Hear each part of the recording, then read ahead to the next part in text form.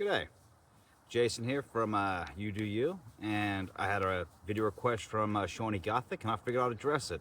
So my views on cannabis legalization. Uh, let's put it like this: without a doubt, it should be legalized, like without a doubt. But there's some caveats to this. We should look at it the same as we look at alcohol. So if I was drinking every single day, I'm an alcoholic. And if I'm smoking weed every single day, I'm a stoner. Now, if I casually drunk, I just like the occasional drink. If I occasionally smoked, you are a question mark. I don't think we got there yet.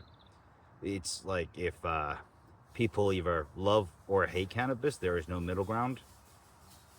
And I think that's part of the problem with the whole it being illegal is it's demonized. We can't have the conversations required to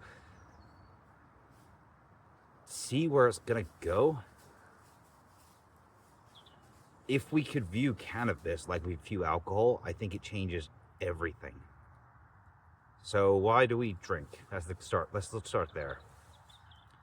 So I used to drink to handle stress. It was just my way of dealing with my problems. So why do people smoke? For the most part, it's kind of the same. The undertone's the same. Now you have casual use. Let's say you've gone to the pub or you're at a house party. At the pub, you might be like, I'll have a drink. At a house party, you might be like, I'm going to have some weed. If we changed the conversation around it and we changed how we look at it, and we can look at cannabis like we look at alcohol. I'm on a bike trail right now, so if I randomly disappear, I've been run over. So if we can talk about cannabis like we would alcohol, I think that's the way we move forward with this. So my thought process on legalization is it would be done, but it has to be kind of heavily regulated. I don't think one person or a small group of people should have access. I think we should all have access. As soon as you have limited access from someone else, you're kind of just going to create a black market. And that's the main problem with cannabis being illegal. So I definitely have a history of cannabis, and I've had situations where I've put myself in shady situations to obtain some. I've had spiked cannabis, which was wild. As a person that has anxiety issues, it's really important what kind of cannabis you get. So you have two strains, indica, couch, and sativa. So indica is a downer, sedates you. Sativa is an upper. It makes you more energized, right? So there's a big difference on this substance. This is like a cup of coffee and a chamomile tea. Like there's worlds apart. So if it was legalized, someone that has an anxiety issue could have the proper substance to handle that anxiety.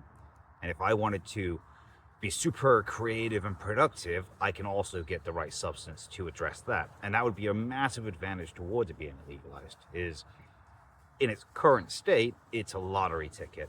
You're getting different strains and you don't really know what you're gonna get. So if you really wanna chill out and you have the wrong strain, it's gonna have the opposite effect. Now, the other reason legalization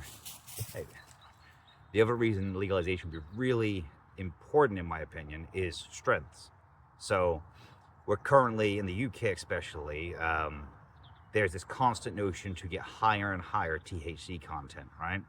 So there's THC and CBD and a lot of other cannabinoids in it, but these two are the more commonly known and the ones I know about. The other ones, I'm out of it.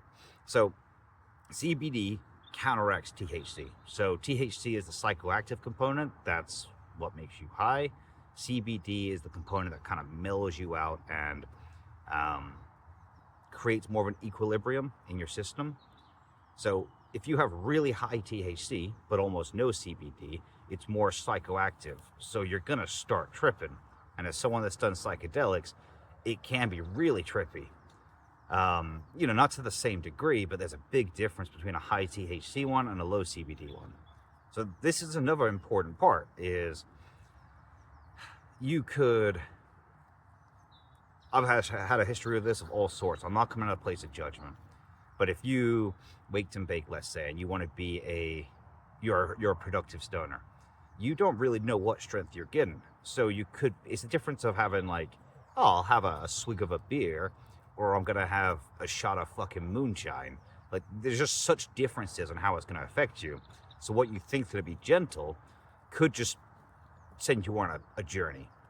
And that's really important, because if substances are illegal and people commonly consume cannabis, you could be at a house party, a joint's going around. You don't really know what it's like. You're going to have a little bit. Maybe you're driving in 3 hours. Maybe that weed is a little bit stronger than you expect. Maybe it knocks you out. Maybe you drive. Maybe you have an accident. There's issues with being unregulated like this because you don't really know what you're getting. So I think I delved onto this with it's a lot of dead leaves around here for some reason, considering the time of year. So I've a missus of mine many moons ago. We got some. It was a shady dude. She ended up having it. It was like spiked with something. It gave her horrendous migraines. And like, if it was legalized, you kind of know what you're getting. It's regulated. It's like food regulated. It cuts out all the bullshit. So that's kind of my view on why that should be legalized. And there's definitely some caveats to be wary of. So in places like Canada, where it is legalized, so I'm a truck driver, right? So if I was going to go to Canada, I'd be a truck driver. And one of the appeals was legal cannabis. So the rules over there is you can smoke if you're a truck driver, as long as you're staying within Canada. But if you go into America, you can't have it in your system. Now, as someone that's done this in the past, where I would finish work and I would smoke a joint and I would just chill out and play some video games, get sometimes really high, because once again, I don't know how strong it is. I just want to chill out. Sometimes it's way too much. You go to sleep, you wake up the next day, you're still kind of lit. So this is the same as like waking up after too many beers and you have a hangover. There's still a hangover to cannabis. You go to work anyway. You do your job. You're not going to take the time off. You're not going to report sick. You're just going to be like, oh, I guess I'm not going to do that again. But you don't know if you're going to do it again. So with things moving forward, if we were to ever legalize it, you know, it can't just be a free-for-all.